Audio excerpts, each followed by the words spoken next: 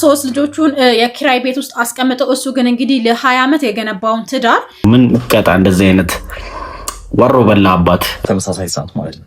ኤፊሽንት የሆነ ኢንተርሄሚስፌሪክ ኢንሂቢሽን ያላቸው ሰዎች ማድረግ የሚችሉት ነገር ላይክና ሪቨን ትራይ አሳዛኝና ዘግናኝ ነው። አንዲት የ12ኛ ክፍል ተማሪ 12ኛ ክፍል የኢንትራንስ ውጤት ማምጣት ባለመቻሏ ወይም ባለማለፏ ምክንያት እጅግ በጣም በሚያሳዝን ሁኔታ ራሷን ማጥፋቷ ነው እየተነገረ የሚገኘው። እንዴት አላችሁልኝ የተከበራችሁ ተመልካቾች፣ ዛሬ በአዲስ ቪዲዮ ተመልሻለሁ ማለት ነው። ቆንጆ ትኩስ መረጃዎችን የምናነሳበት አዲስ ወቅታዊ የሆኑ ነገሮች የምናይበት ቪዲዮ ነው። ሰብስክራይብ፣ ላይክ ያደረጋችሁ ቪዲዮ መከታተላችሁን አትርሱ። ወደ ቪዲዮ እንሄዳለን ቀጥታ።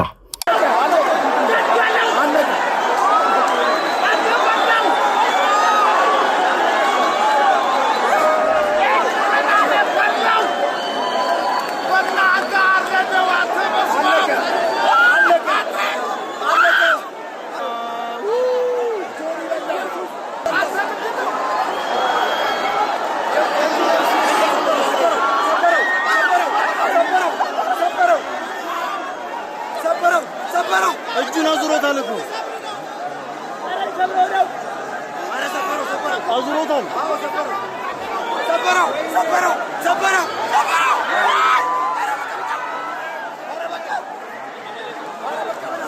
ታብታብ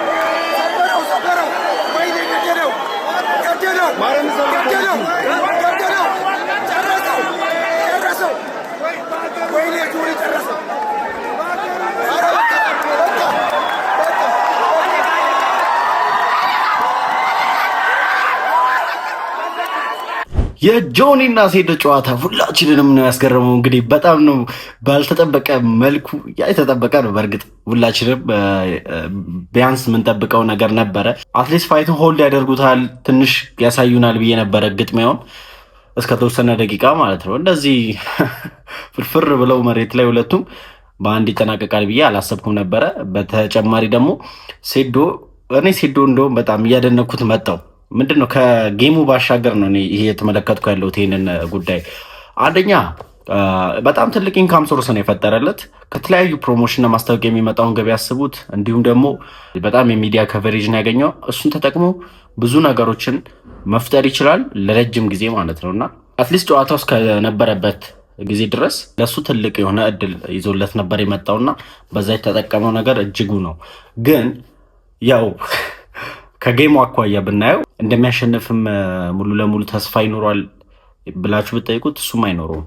ግን ከጌሙ ባለፈ ያለውን ይሄ ትኩሳት መፍጠር፣ ሚዲያውን ማጨናነቅ፣ እንዲሁም ደግሞ በቃ ተመልካች ትኩረትን መሳብ፣ ወደ እነሱ ማድረግ እያያችሁ ከሆነ በጣም ብዙ ጌሞች እኮ ነበሩ አይደለ? ግን እነሱ ነው በቃ ሄድ ኦፍ ደ ማች የሆነውና ሁሉ ነገር ያለው በተለይ ሴዶን ብሎ የሚመጣ ሰውና ከሴዶ ጋር ያለው ቁርኝት ይሄ ጌም ሌላ አናዘር ሌቭል ፈጥሮለታል እና ይሄንን ነው ማድንቀው።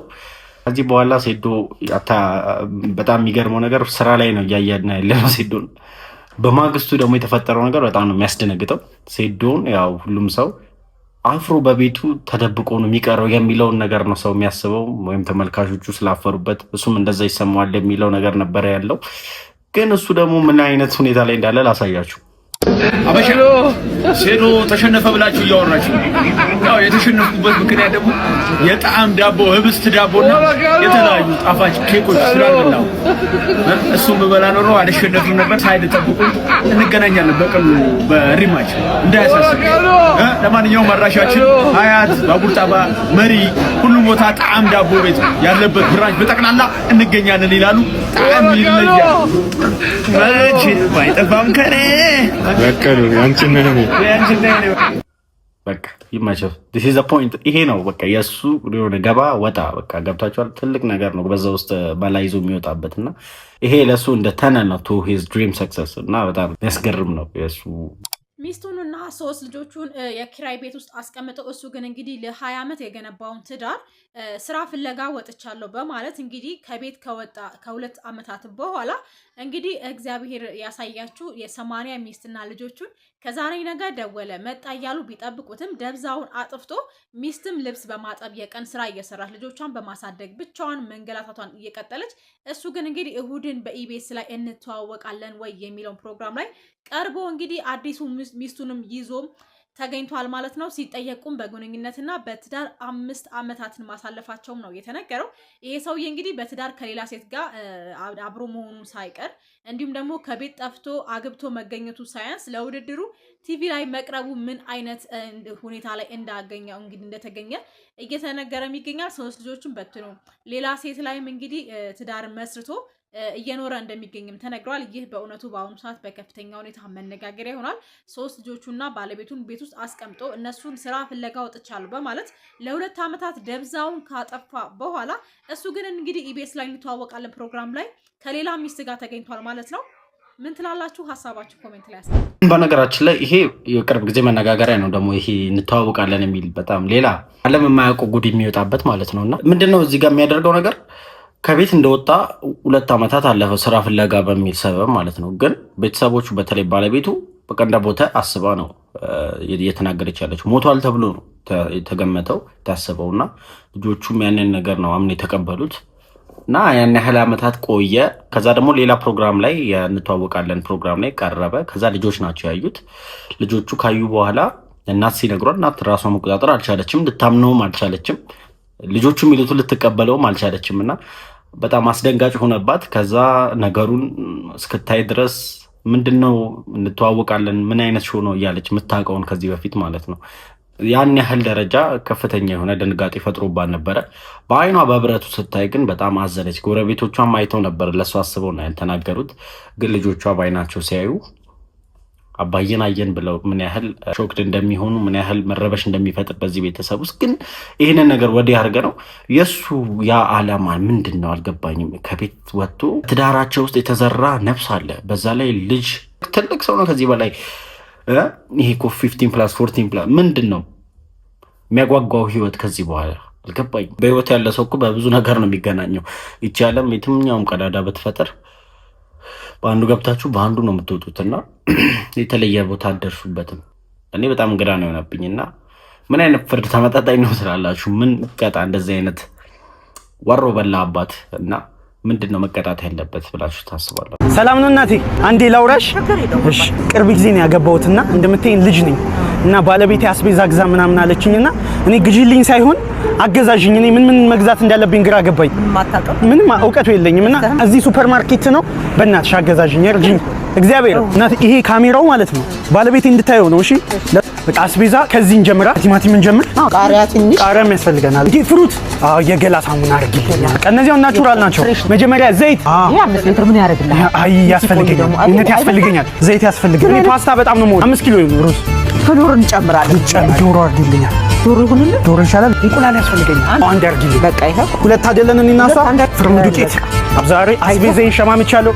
እግዚአብሔር ይስጥልኝ። በጣም ነው የማመሰግነው ስላገሽኝ። ፈጣሪ ያክብርልኝ። አመሰግናለሁ። ግን ይሄ ሁሉ ላንቺ ነው እንዴ?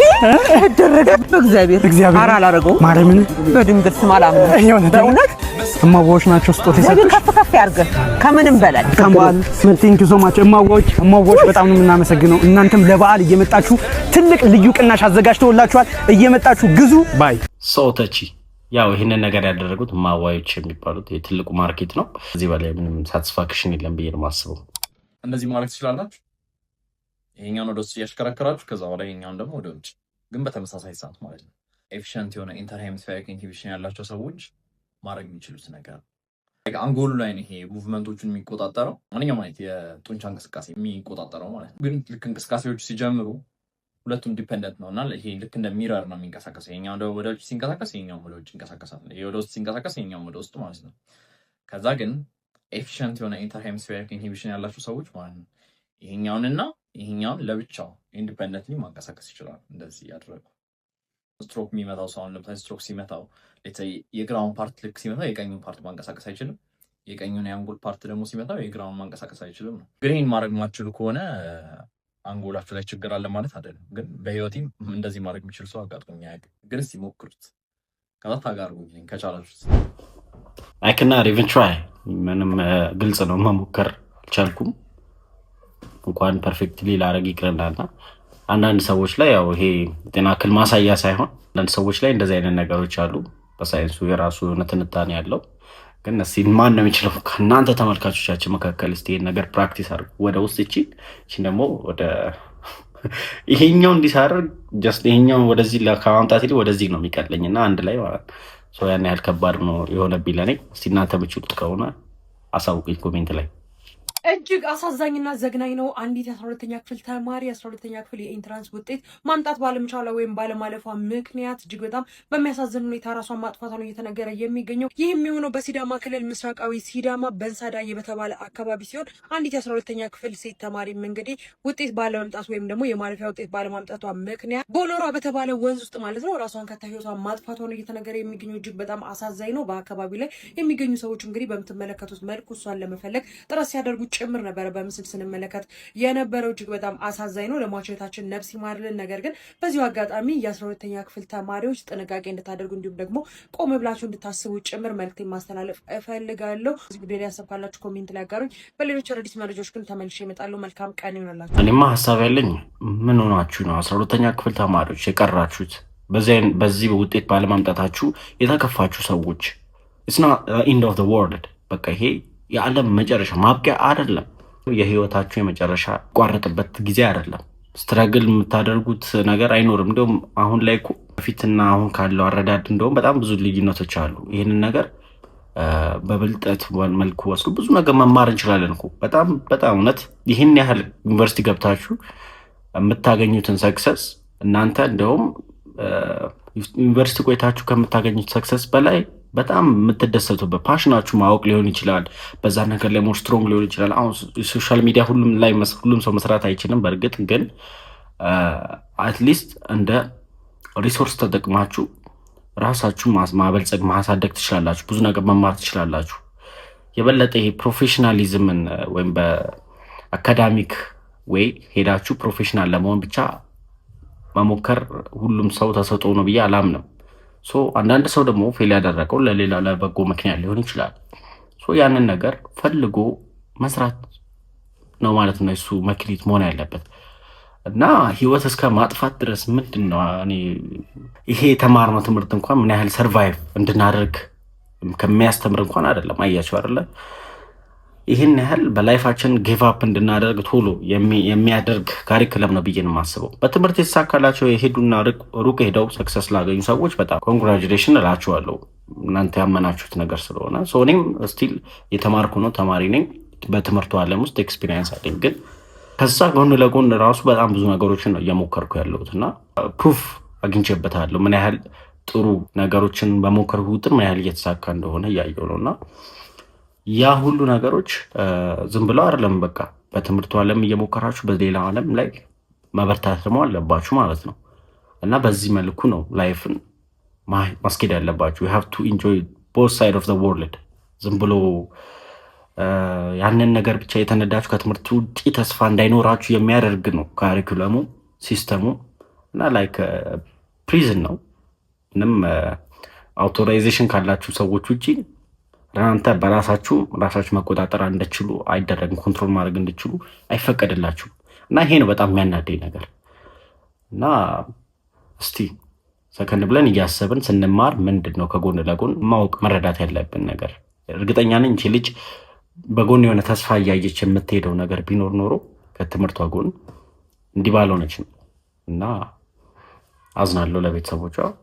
ለሌሎቻችሁ ግን ትምህርት ሆኖ ብትረዱ ጥሩ ነው። ይሄንን ወዳጆቼ አመሰግናለሁ። ዛሬ የነበረን ቪዲዮ በጠቅላላው ይሄንን ይመስል ነበረ። ኢንጆይ እንዳደረጋችሁ በጣም ባለ ሙሉ ተስፈኛ ነኝ። እንደምለው ሌላም ጊዜ ሰብስክራይብ፣ ላይክ፣ ሼር እያደረጋችሁ ቪዲዮ ደግሞ ሞር ቫይራል እንድታወጡልኝ ጠይቃችኋለሁ ማለት ነው። የእናንተ ዊሊንግነስ ከሆነ ሶ በድጋሚ ኔክስት ታይም በአሪፍ ቪዲዮ እንመለሳለን። ሰላም ከእናንተ ጋር ይሁን።